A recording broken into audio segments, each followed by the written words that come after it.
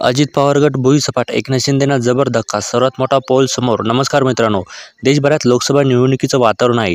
देशभरात लोकसभा निवडणुकीच्या पहिल्या टप्प्याचं मतदान येत्या 19 एप्रिलला होणार आहे.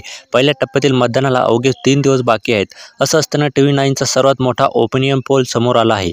या ओपिनियन पोलनुसार महाराष्ट्रात मुख्यमंत्री एकनाथ शिंदे आणि उपमुख्यमंत्री अजित पवार यांना मोठा झटका बसण्याची शक्यता आहे.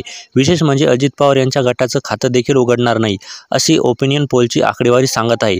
महाराष्ट्रात अजित पवार गट भुईसपाट होणार आहे, तर एकनाथ शिंदे यांनाही निवडणुकीत जबर फटका बसण्याची शक्यता आहे.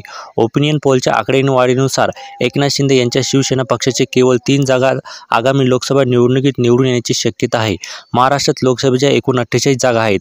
TV9च्या ओपिनियन पोलनुसार भाजपला लोकसभा निवडणुकीत सर्वाधिक 25 जागांवर यश मिळण्याची शक्यता आहे. त्यापाठोपाठ शिवसेना उद्धव बाळासाहेब ठाकरे पक्षाला 10 जागांवर यश मिळण्याची शक्यता आहे. या निवडणुकीत काँग्रेसला 5 जागांवर यश मिळण्याची शक्यता आहे. तसेच राष्ट्रवादी काँग्रेस शरदचंद्र पवार पक्षाला 5 जागांवर यश मिळण्याची शक्यता.